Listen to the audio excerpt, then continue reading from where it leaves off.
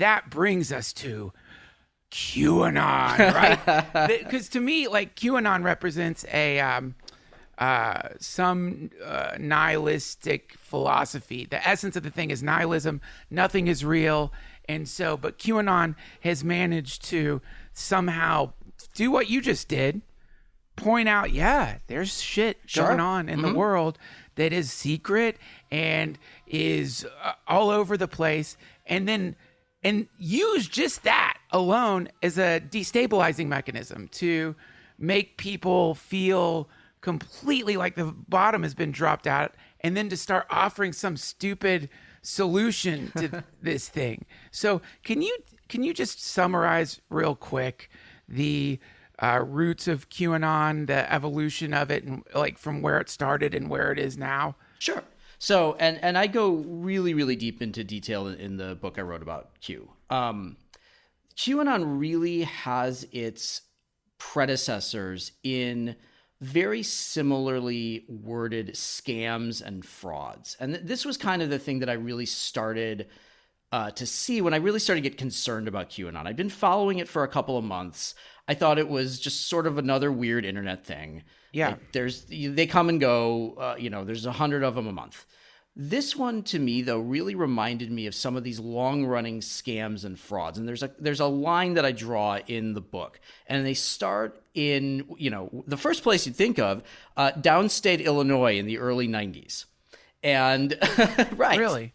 Yeah. So there was a scam that went on in Mattoon, Illinois, a little working-class town in downstate Illinois, run by a guy named Clyde Hood. Clyde Hood was a classic grifter, drifted from job to job, really never did anything with his life. But he reinvented himself as one of only 6 or 7 people in the world who had access to a financial instrument called prime European banknotes. Wow. And these were banknotes that you could buy through Clyde Hood. They cost $100. And Clyde Hood would reinvest your money in a company he formed called the Omega Trust. And the Omega Trust was available to good Christians. It would help you take the riches of the Lord's storehouse. You could buy as many Omega units as you could afford, and they would roll over, and they would keep rolling over and rolling over until one day they would be released by the European bankers, wink, wink, and you would be a millionaire. Wow. Clyde Hood and about a dozen of his cronies got filthy rich off this. They were building mega mansions. They were driving around in 100-year-old cars. They were buying people businesses. There are stories of sacks of cash that would rip when you picked them up because they were so heavy. Wow. Well, Clyde Hood got busted, and his cronies all got busted. One of his acolytes was a woman named Shani Goodwin, who lived in Yelm, Washington. Very new age town, the home of the Ramtha movement. Sure. Yeah, people who've been in this world kind of know Yelm, Washington. So she took some of the sort of pie in the sky prosperity gospel stuff of Omega and fused it with another sort of financial guru conspiracy thing going around called Nasara. Now, Nasara was proposed as a law that would basically wipe debt off the books. And this guy who wrote it in a book called Draining the Swamp, which is just a great little detail, Holy shit. Sent this out to everybody in Congress, assumed that it would be passed as law and that we would have financial prosperity forever. Well, nobody in Congress touched it. But this woman, Shani Goodwin, found this guy's proposal. And she took a version of that and fused it with Omega and rewrote Nasara as this kind of great unveiling of prosperity, and that there was this secret war going on between good and evil. Okay. The good guys wanted Nasara released. The bad guys were trying to stop it. The bad guys did 9/11 to stop Nasara from being released. And actually, the message that she put up on, I think it was Usenet or Yahoo Groups, literally as the second tower was coming down, might have been the first 9/11 conspiracy theory. What? Yeah. So hold on. I'm sorry. A lot of information there. Yeah, there's a lot. It's a lot. So, okay, Nasara, to keep Nassara from the book, or what specifically are they keeping from being released? So Nassara had mutated into a whole new set of laws that we would go back to the gold standard. The president and Congress would be replaced by a Nassara president and Nassara Congress. Bill Clinton had signed it into law, but no one was allowed to talk about it because they'd be executed if they did. And then starts branching off into angels, the Galactic Federation of Light, all this, Pleiadians, all this other New Age crap. So this goes on, this goes on for well into the aughts. In 2004, Shani Goodwin, who'd started calling herself Dove of Oneness, bought mobile billboards to drive around Washington, D.C. demanding Nassara. Now, she defrauded an old lady in San Francisco to get the money for those billboards. So this finally fizzled out probably about 2006 or 2007, right as another scam very much like it was coming out called the Iraqi dinar. This is another one that Q people are really big into. I got pulled into the Trump orbit for a while. This was basically if you buy up enough worthless Iraqi currency, either the International Monetary Fund or at the time President Obama or the UN was going to sign a revalue that would revalue the Iraqi dinar to be on par with the dollar. And so if you had 1 million Iraqi dinars, you would suddenly have millions of dollars. Trillions of I mean, it really was. It was like trillions of dollars would be created out of nothing. Now, never mind that is not at all how money works. Like that the basics of finances are the opposite of that. People were going broke buying dinars. There was a dinar firm that got busted actually just a couple of years ago that had made something like $600 million off of this.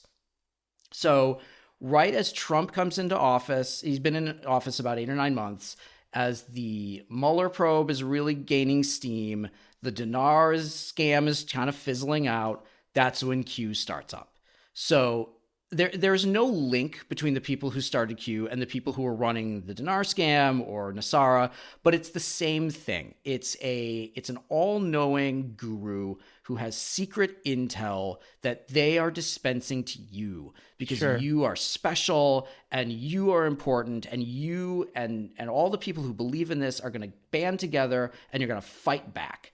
And Q, the thing that really troubled me about Q is that Q replaced the endless riches that you would have when the revalue or the Nassara packets or whatever got released.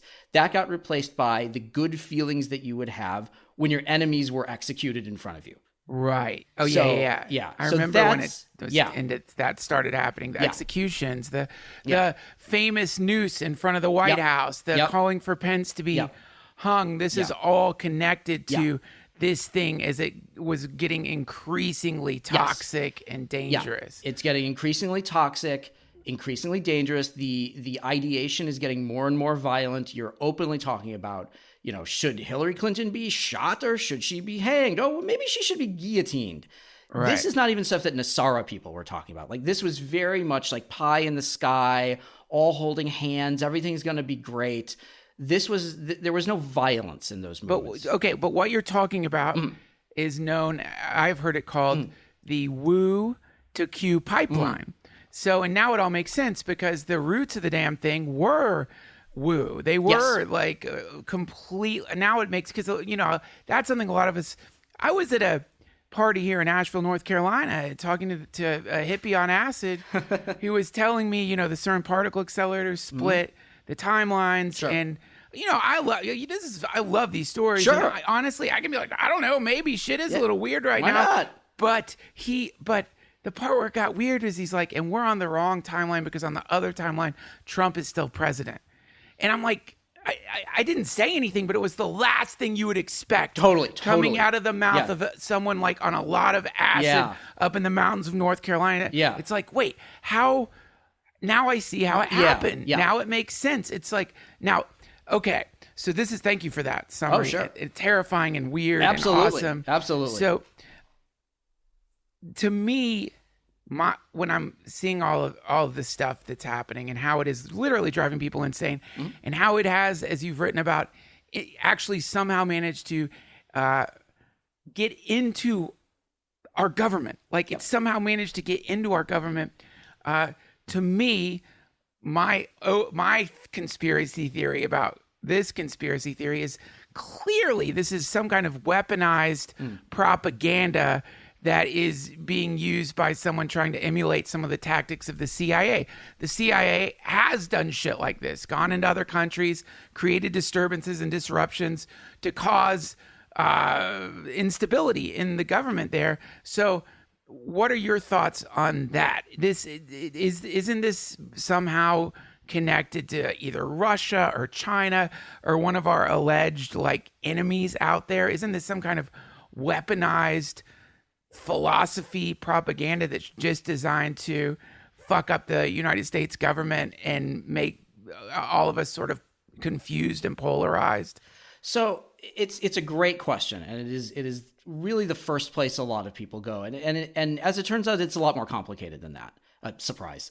So comfortable, pampered Westerners have an innate ability to convince themselves of truly bizarre things because their lives are sort of ordinary and boring, and they need something else to make their lives seem more dangerous.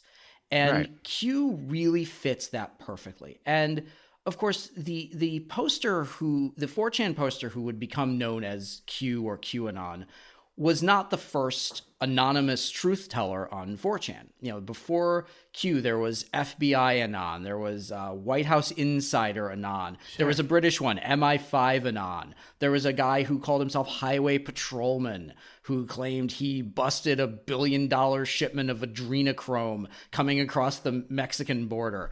There is a long tradition of this kind of shit posting, this kind of like, we're going to tell a story and LARPing, exactly, of pretending that you are more interesting than you actually are. Yeah. And Q caught on, and I really believe that Q would have been just any one of these other LARPs, would have posted a lot of garbage and then disappeared. And then it would have been replaced by something else. Q was a little bit different for a couple of reasons. First of all, Q's first drop, it was October 2017, was that Hillary Clinton was going to be arrested in 2 days, and that you would know that she had been arrested because the Marines and National Guard would be called up to quell the riots that would happen when her arrest was made public. So very early on, you have the most loathed figure on the far right in Hillary Clinton, who is going to get her due, who's going to get her just desserts. Yeah. This isn't just sort of vague stuff of like, I know things, but I can't tell you, or yes, aliens exist and they're under a bunker, but you'll never be able to know about it. This is a concrete thing that is going to happen that you have always wanted to happen. And it's going to happen in a couple of days, and it's going to be fucking great. And you're going to know that it's happening because there's riots going on. At the same time as those first couple of posts were going up, there was a conspiracy theory going around the 4chan swamps that there was going to be an Antifa uprising on November 4th, 2017. And that Antifa was going to start going door to door and killing Trump supporters and rioting and destroying everything. So, there is no paper trail for this because of course not, but I'm convinced that the person who made those posts really did believe that this Antifa apocalypse was going to happen, and that the Antifa uprising was going to be the proof of Hillary Clinton's arrest. Now, none of that happened. There was no Antifa uprising. Hillary not arrested. John Podesta not arrested. Nothing happened. Very quickly, though, the people who really wanted to believe that that post was real really got into it very, very quickly and very publicly. It didn't stay on 4chan very long. It went to Reddit. It went to YouTube very quickly. Within like days, there were decoding videos. There were long threads on Reddit, long threads on Twitter. And so the normal trajectory of these things, which is to post a bunch and then go away, you suddenly had an opportunity here. And you had an opportunity for grift. So you keep the story going. The story gets a lot more vague. It gets a lot more rhetorical. Yeah. The very concrete predictions get replaced by rhetorical questions and riddles. Right. And then all of these elements that would come to be what we know as Q today started to rise up in the aftermath of those first few posts. So it really developed very organically, and like you can see the sweat coming off of the person who wrote those posts going, how do I keep this going? Right. It's not organized. There's no plan. There's no gotcha at the end. It is clearly just a bunch of plates that are spinning. And rather than take the plates off once they've spun enough, you just add more plates. So that to me is the sign that this was developed organically by a 4chan shit poster LARPing as an important person, because people on 4chan are used to that. And they spoke the language. They especially spoke the language of American evangelical conservatism. They knew what they were talking about. They knew how to reach people. Right. Only a really experienced 4chan poster could do that.